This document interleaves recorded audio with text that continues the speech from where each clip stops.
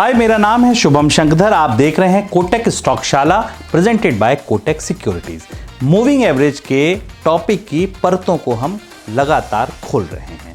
इस वीडियो में हम ये समझेंगे कि मूविंग एवरेज दरअसल ट्रेडिंग में कैसे मददगार साबित होता है, किस किस तरीके से दरअसल मूविंग एवरेज का इस्तेमाल आप ट्रेडिंग में कर सकते हैं।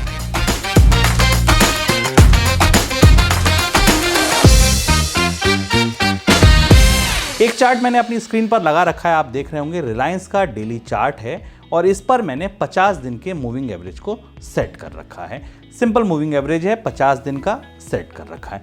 अब मूविंग एवरेज किस किस काम आता है, देखिए मैं आपको यहाँ 3-4 बड़ी चीजें बताता हूँ। पहली बड़ी चीज, मूविंग एवरेज आपको ये क्लियर बताता है कि बाजार में किसी स्टॉक का, किसी एसेट का या किसी इंडेक्स का ट्रेंड कैसा है, अप ट्रेंड है, डाउन ट्रेंड है या साइडवेज है। मूविंग एवरेज की जब आप लाइन ड्रॉ करेंगे, जब आप कोई भी मूविंग एवरेज उसमें सेट करेंगे तो उस लाइन की बनावट आपको ये बता देगी कि स्टॉक में दरअसल कौन सा ट्रेंड है।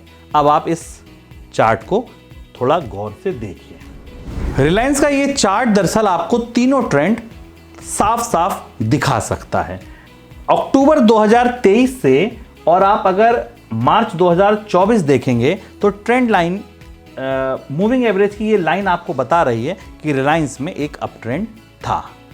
इसके बाद आप अगर देखें तो मार्च 2024 से लेकर और सितंबर 2024 तक रिलायंस में ना अप ट्रेंड था ना डाउन ट्रेंड था, इसे साइडवेज ट्रेंड कहते हैं। और इसके बाद जो सितंबर 2024 से अभी रिलायंस चल रहा है ये डाउन ट्रेंड में चल रहा है। तो एक मूविंग एवरेज ने आपको ये बता दिया कि स्टॉक में इस समय कौन सा ट्रेंड है। तो आप देखिए कितनी आसानी से रिलायंस के एक चार्ट में 3 अलग अलग समय पर अप ट्रेंड था, फिर साइडवेज था, फिर डाउन ट्रेंड आया। तो मूविंग एवरेज आपको सबसे पहला काम क्या करते हैं, ट्रेंड क्लियर बताते हैं कि ट्रेंड क्या चल रहा है। दूसरी बात, जो मूविंग एवरेज की लाइन होती है या जो मूविंग एवरेज की लाइन ड्रॉ होती है वो आपको सपोर्ट और रेजिस्टेंस को भी पकड़ने में मदद करती है। फिर से आप रिलायंस के इस चार्ट पर गौर कीजिए और देखिए कि 50 दिन के मूविंग एवरेज से निकलने की रिलायंस ने एक कोशिश दिसंबर 2024 में की थी जो नाकाम रही, क्योंकि मूविंग एवरेज ने रेजिस्टेंस की तरह काम किया। इससे पहले भी कई मौके ऐसे आए जब इस लेवल पर रिलायंस नहीं निकल पाया, इसको पार नहीं कर पाया और ये रेजिस्टेंस बनकर सामने आई। अभी जिस मकाम पर ये रिलायंस खड़ा है, अगेन वही पॉइंट है जहां पर 50 दिन का मूविंग एवरेज रेजिस्टेंस बनकर खड़ा है। इसी तरह अगर आप ये टाइम फ्रेम देखिए जिसको मैंने अभी इस समय आपकी स्क्रीन पर डाला है, यही लेवल जब रिलायंस ऊपर ट्रेड कर रहा था अप ट्रेंड में तो यही लेवल सपोर्ट की तरह काम कर रहे थे। तो रिलायंस की लाइफ में 50 दिन के मूविंग एवरेज की बड़ी भूमिका है। अगर आप रिलायंस के स्टॉक में निवेश करते हैं तो आप ये देखिए कि सिंपल मूविंग एवरेज 50 दिन का कितना इंपॉर्टेंट है रिलायंस की लाइफ में।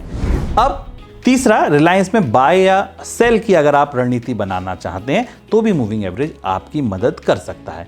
सामने आपके चार्ट है, मैंने 50 दिन का मूविंग एवरेज सेट कर रखा है लंबी अवधि में। जैसा मैंने आपको बताया, आप 100 दिन 200 दिन का, छोटी अवधि के सौदे लेने हैं तो आप एक्सपोनेंशियल मूविंग एवरेज 5 दिन 10 दिन का भी सेट कर सकते हैं। मैं ये चाहता हूं कि अगर रिलायंस में मुझे लंबी अवधि के लिए निवेश करना चाहिए, ये बात मुझे मूविंग एवरेज से क्लियर हो तो क्या हो सकती है? जी बिल्कुल हो सकती है। जिस दिन रिलायंस अपने 50 दिन के मूविंग एवरेज के ऊपर निकलकर टिकेगा और आगे कारोबार करने लगेगा, मैं ये मानूंगा कि हाँ, रिलायंस में अब खरीदारी का समय आ गया है। मैं ऐसा क्यों कह रहा हूं, तो आप पिछला इसका मूवमेंट देखिए। नवंबर 2023 की बात है, रिलायंस ने अपने 50 दिन के मूविंग एवरेज को क्रॉस किया था और उसके बाद ये ट्रेंड देखिए, करीब 4 महीने का ये ट्रेंड था जब रिलायंस लगातार ऊपर ट्रेड कर रहा था। तो मूविंग एवरेज ने आपको क्या बताया कि जब रिलायंस किसी मूविंग एवरेज को 50 दिन के मूविंग एवरेज को क्रॉस कर रहा है, वहाँ टिक रहा है, तो फिर खरीदारी लंबी चलती है। ठीक इसके उल्टा, जब रिलायंस मूविंग एवरेज को तोड़ रहा है तो फिर या तो बिकवाली के सौदे बनाइए, फ्यूचर को शॉर्ट कीजिए, या फिर आपने अगर कोई बिकवाली खरीदारी कर रखी है और आप मुनाफा वसूली करना चाहते हैं तो शायद ये सही मौका है जहां आप मुनाफा वसूली कर सकते हैं। तो मूविंग एवरेज आपके बाइंग और एग्जिट के भी, एंट्री और एग्जिट के भी जो डिसीजन हैं उनको लेने में मदद करता है। अब आप समझिए कि कितना इंपॉर्टेंट है मूविंग एवरेज को समझना, कि मूविंग एवरेज आपको कितने तरीके से मदद करता है। वो ट्रेंड बताता है, वो सपोर्ट रेजिस्टेंस बताता है, वो एंट्री और एग्जिट के लेवल्स बताता है। चौथी चीज समझिए, एक इंडिकेटर होता है RSI जिसे हम कहते हैं। RSI अगर आपको ये कह रहा है कि बाइंग कीजिए, 50 के ऊपर के RSI में हम बाइंग सजेस्ट करते हैं। मान लीजिए कि 50 के ऊपर RSI है और जो दिखा रहा है कि स्ट्रॉन्ग बाइंग का सिग्नल वहां से आ रहा है, तो आप मूविंग एवरेज के साथ उसको अगर मिला देंगे, कंबाइंड कर देंगे, तो आपका जो डिसीजन है वो और पुख्ता हो जाएगा। उसको उल्टा समझिए कि अगर आपके 50 दिन के मूविंग एवरेज पर रिलायंस का बाय आता है, कि 50 दिन के मूविंग एवरेज को पार करके रिलायंस मजबूती से ऊपर खड़ा है, तो आप फिर RSI को भी देख लीजिए। क्या RSI पर भी ओवर बॉट की स्थिति तो नहीं है? क्या वहां पे भी बाइंग सिग्नल मिल रहे हैं? अगर मिल रहे हैं तो रिलायंस पर बाय बनता है, क्योंकि RSI और मूविंग एवरेज दोनों ये कह रहे हैं कि हाँ, अब रिलायंस में खरीदारी कर लीजिए। ठीक इसका उल्टा, अगर मूविंग एवरेज को तोड़ता है और RSI भी हमें सेलिंग सजेस्ट कर रहा है, तो आप ये कह सकते हैं कि हाँ, दोनों इंडिकेटर ये कह रहे हैं कि रिलायंस में बिकवाली कीजिए, मुनाफा वसूली कीजिए। तो मूविंग एवरेज आपको दूसरे इंडिकेटर्स के साथ मिलकर 1 और 1 11 का भी काम करते हैं। इसको आसानी से आप ऐसे भी समझ सकते हैं कि आप कहीं जा रहे हैं कार से और आप कोई रास्ता भूल गए हैं, तो आपने किसी एक व्यक्ति से पूछा कि मेरा गंतव्य ये है, मुझे जाना है, मैं कैसे जाऊं? उसने कहा कि आप इस रोड पर चले जाइए। उस रोड पर आपने जाते समय किसी एक व्यक्ति से और पूछा कि सर, मैं यहाँ जा रहा हूँ, क्या ये रोड वहीं जा रहा है? उसने कहा हाँ जी बिल्कुल, आप सही रोड पर हैं, आप जाइए। जब 2 लोगों ने यही बात कह दी कि रोड सही है, तो आपका भरोसा और पुख्ता हो गया। ठीक इसी तरह जब मूविंग एवरेज किसी एक और इंडिकेटर के साथ मिल जाता है, तो आपके डिसीजन और बेटर हो जाते हैं।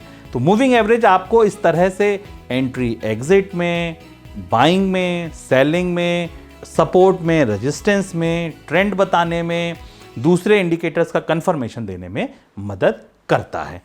अब एक बड़ा महत्वपूर्ण टर्म आता है जब आप मूविंग एवरेजेस की बात करते हैं, जिसे कहते हैं गोल्डन क्रॉस और death cross.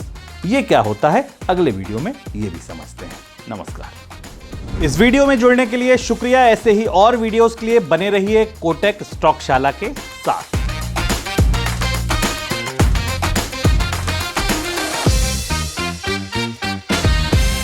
Investments in securities market are subject to market risks. Read all the related documents carefully before investing.